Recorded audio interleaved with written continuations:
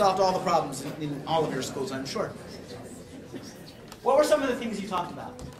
What were some of the things you mentioned?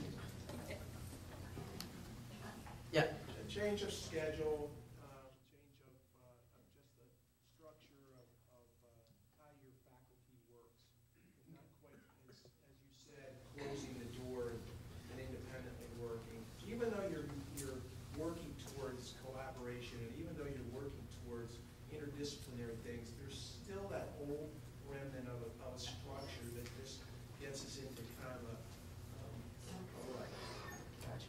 So both changing the schedule, but also changing the very physicality of teaching, so that way it's less about the closed door classroom. What else? Yes, ma'am. No computer lab. Okay. Didn't hear that. No, oh, sorry, no computer labs. Now again, that's a tough thing. I mean, I have rightly, I think, been challenged on that when people say to me, well, if you don't have the money for one-to-one, what do you do? And the answer is you do computer labs in one way, either with a room or with a mobile labs where you wheel them into your classrooms and things like that. I mean, to me, one-to-one, be it a laptop or a tablet or a pad or whatever, to me that is, I really cop to the idea that I think that is the holy grail. Either something is yours or it's not.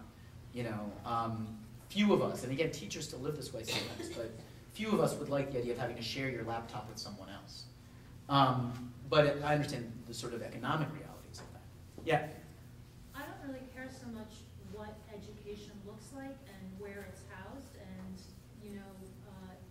whether we have labs or what we teach. I want it to be relevant to the kids. Okay. I want them to want to come to school every day and know it's important work.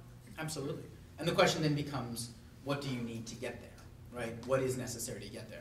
The worst thing I think we can do is think that it's why, as you noticed, I mentioned technology in the last 5.5 minutes of my thing, right? I mean, it's kind of like, oh yeah, by the way, I'm here to talk about technology. Because to me, it's about all of those other things. To me, the interesting thing is that moment of, oh, I have something in my hands that can allow me access to a relevancy that changes, when the teacher is, again, progressive ideas. 100 years ago, John Dewey taught chemistry by having the kids make lunch for the school every day, right? I mean, that's just an old idea. It's a wonderful idea, and it was relevant. You better understand chemistry. You're going to feed your friends poorly. Like, that's still a great idea. How we get there is the important thing. And if technology is just, I was somewhere where I got asked to work with a school that was struggling with its one-to-one implementation. And they brought me in and they talked about, literally, it was being used, it had not changed pedagogy at all. In fact, it had reinforced the worst of what they did. Because what it was now tutorial-driven education. And they walked me through classroom after classroom where kids were on prefab programs that stepped them through a sequence of learning or a sequence of information. And kids never had the chance to own it. And that was exactly the point. Like, congratulations, you've spent a lot of money to do nothing good. The whiteboard, right? The interactive whiteboard is another thing. I was out at a local school here that had just refabbed their whole building. They brought me out to show it off. And I walked in this one woman's classroom, I watched her teach, and everything was, tap, tap, tap, tap, tap. I'm going to stand at the front of the classroom. At the end of the classroom, I said to her, tell me why you like this so much. She said, oh, it's wonderful. Every night, I go home, I prepare my PowerPoint lecture. It's got all these special transitions and slides and wonderful, and the kids are so engaged. No. And here's another thing, and I think speaks to your point. There is a difference between engagement and empowerment, right? A good episode of West Wing, my favorite TV show ever, was, you can guess my politics, is incredibly engaging.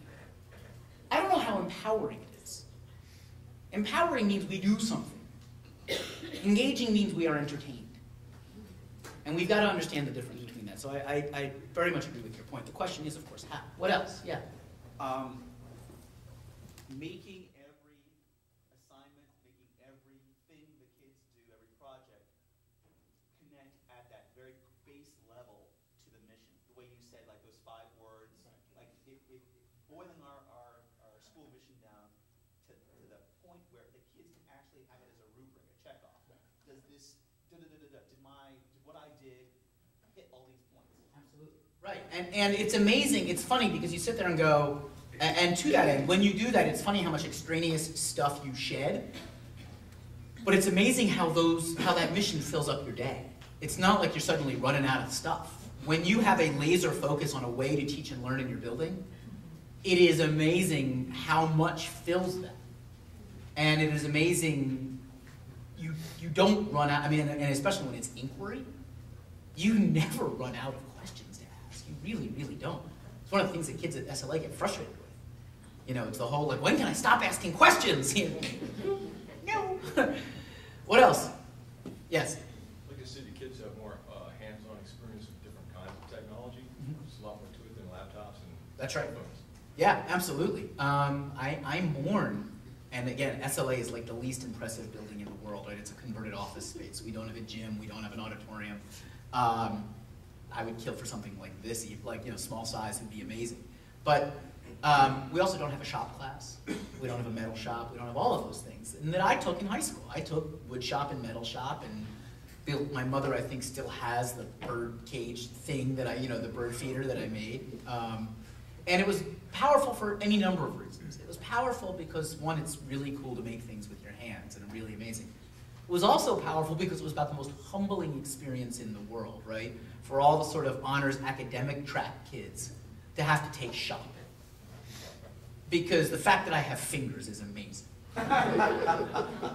But these kids who, as your average 16-year-old with the arrogance of only a 16-year-old, who weren't good at school, and therefore, I had the potential, again, the arrogance of youth, to look down upon, because my skills that I was really good at were much more valued in the academic setting than theirs, weren't building bird feeders. They were fixing cars. They were building things that mattered, and they weren't chopping their hands off in the process. And not only for the reasons of it's good for every kid to learn how to do this stuff, but it's also important that when we allow for more experience with a myriad of forms of intelligence, we allow kids the opportunity to be humble. Because there are few of us who are good at all of them.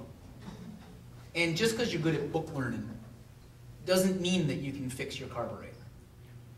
And when we value fixing your carburetor as much as, the quadratic equation, we change the ethos of our schools.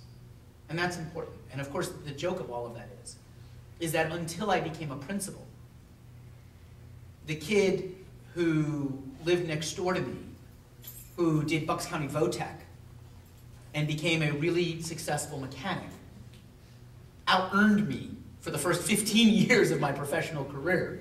And if you factor in the debt that I still pay off on my academic credentials, he probably still out-earns me. So there's that as well. What else did you talk about? Yeah?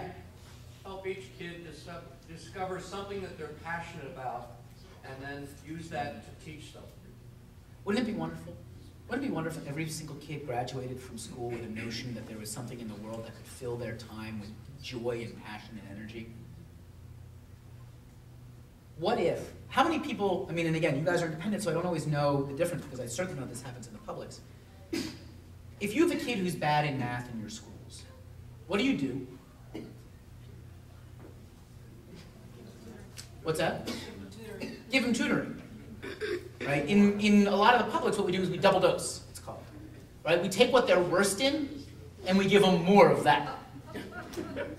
Right? And we laugh, but that's what we do, right? Oh, you're not good at this, so we're going to give you more of it. And we're going to take you out of the stuff you're already good at to make sure that we, that we work on this deficit model of education. I sat down, I was lucky enough last year, I was sitting at a table, and I happened to be sitting next to State Representative Roebuck, who is the chair of the PA, or was, I guess now, he'll just be the minority chair, of the State House Education Committee, and he's a Central grad. And we were talking, and he and I were talking about the Keystone exams that are coming down the pike for public school kids in Pennsylvania, that they're going to be high-stakes exams to graduate. And he'd heard me talk, and he was like, I'm sure you hate that, ha ha ha. And I was like, yes, I do. You're doing something wrong to children. Because I'm as, because Frida Anderson has taught me well. And he talked about how tests were good or tests were important, da da da da da. And I said, just out of curiosity, do you think you would score proficient on the PSSAs in math in 11th grade? Today, if you took them today. If this is something valuable that every kid has to pass, then you, as an adult, you should still be able to pass it. And he said to me, no, he was honest. He said, no, I don't think I could. He goes, but I could pass any test you gave me in history.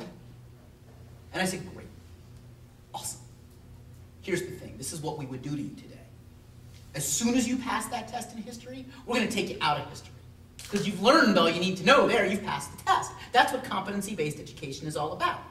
If you can pass the test, you're done. You've learned what you need to know. And then what we're going to do is we're going to give you 2 and 3 and 4 and 5 times as much math class to make sure you can pass that test.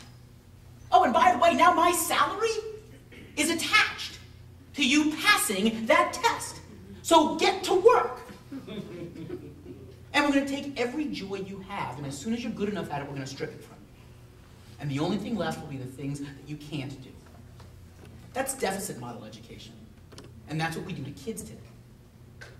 We never say, yeah, what are the things you love? What are the things you're great at? What are the things you want to spend your days doing?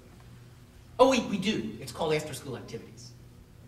Why is it that the only place in so many schools for passion is after school? Yeah. Having just put a freshman in college Mm-hmm. and going through that whole college process, I feel powerless to change because of the process that we're all sort of Stuck in. Yeah. Yep. Me too. When does that change? I'm trying, man. One speech at a time. I mean, I think that's a great question. And I think it's interesting because, like, for SLA, we love to test optional schools. I'm sending, like, if I can send 20 kids to Hobart and Franklin and Marshall and Sarah Lawrence, I'm there, man. Like, that is, I mean, those schools do exist. And I think part of it is on us as parents. When we start valuing Hobart and Sarah Lawrence and F&M and some of those other schools, Mount Holyoke, more than we value Harvard and Yale, Harvard and Yale might adapt.